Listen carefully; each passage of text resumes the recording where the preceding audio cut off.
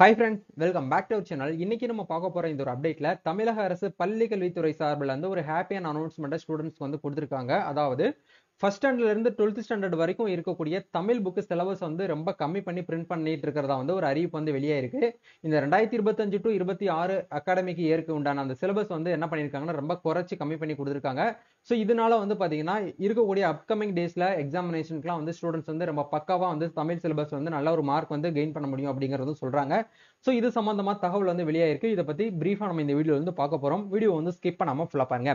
வீடியோக்குள்ள போறதுக்கு முன்னாடி இப்பதான் நம்ம சேனல்ல நீங்க ஃபர்ஸ்ட் டைம் பாக்குறீங்க அப்படின்னா இந்த வீடியோக்கு கீழே இருக்கக்கூடிய ரெட் கலர் சப்ஸ்கிரைப் பட்டனையும் பக்கத்துல இருக்கக்கூடிய அந்த பெல் பட்டனை கிளிக் பண்ணி ஆளுங்கிறத எனபிள் பண்ணிச்சுக்கோங்க. நம்ம சேனல்ல இருந்து போஸ்ட் பண்ணக்கூடிய ஒவ்வொரு லேட்டஸ்ட் அப்டேட்ஸும் ஈஸியா நீங்க மிஸ் பண்ணாம பார்த்து தெரிஞ்சுக்க முடியும். சரி வாங்க இப்ப நம்ம டைரக்டா வீடியோக்குள்ள போகலாம்.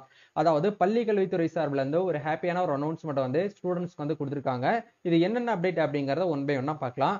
அதாவது வந்து தமிழ்நாடு பள்ளி கல்வித்துறை வந்து 2017ஆம் ஆண்டில் வடிவமைக்கப்பட்ட தமிழ் பாட புத்தகங்களை தான் வந்து தற்போது வரை நடைமுறையில் வந்து இருக்கிறது அப்படிங்கறத கொடுத்திருக்காங்க.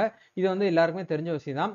கடந்த 2017ஆம் ஆண்டுல வந்து என்ன பண்ணியிருந்தாங்கன்னா தமிழ் புக்ஸ் சிலபஸ் வந்து எடிஷன் பண்ணி நம்மளுக்கு ரீ எடிஷன் மூலியமா கொடுத்திருந்தாங்க. அதுதான் வந்து 2025 வரைக்கும் வந்து நடைமுறையில இருக்கு அப்படிங்கறத கொடுத்திருக்காங்க. இந்த நிலையில தமிழ் பாட புத்தகங்களின் பாடப்பகுதிகள் அதிகமாக இருப்பதாகவும் இதனால் மாணவ மாணவிகள் படிப்பதில் சிரமத்தை சந்திப்பதாகவும் பல்வேறு தரப்பினரிடமிருந்து கோரிக்கைகளை கல்வித்துறை வசம் வந்து சேர்ந்தன. இதனையடுத்து அந்த பாடப்பகுதிகளை குறைக்க பள்ளி கல்வித்துறை முடிவு செய்துள்ளது. அதற்கான பணிகள் வந்து தொடங்கியாச்சு அப்படிங்கறது இதன் மூலமா சொல்லியிருக்காங்க. அதாவது குறிப்பாக 1ஆம் வகுப்பு முதல் 12ஆம் வகுப்பு வரையிலான தமிழ் பாட புத்தகங்களில் உள்ள நீண்ட பாட புத்தகங்களை குறைக்கவும் பெருமித்த பாடப்பகுதிகளை நீக்கி சீரமைக்கவும் நடவடிக்கைகள் மேற்கொள்ளப்பட்டு வருகின்றன அப்படிங்கறத ஷேர் பண்ணியிருக்காங்க. அதன் அடிப்படையில் அதற்கான வல்லுநர்கள் மற்றும் பாடநூல் உருவாக்க குழுக்களை வந்து என்ன பண்றாங்க அப்படின்னா ஆலோசனை மேற்கொண்டு 1 மற்றும் 2ஆம் வகுப்பு பாடல் நூல்களில் உரிய திருத்தங்கள் மட்டும் மேற்கொள்ளப்பட்ட நிலையில் 3 மற்றும் 4ஆம் வகுப்பு மற்றும் 5ஆம் வகுப்பு பாட நூல்களில் அதிக பக்கங்கள் கொண்ட பாடப்பகுதிகளை குறைக்கவும் நடவடிக்கைகள் எடுக்கப்பட்டன.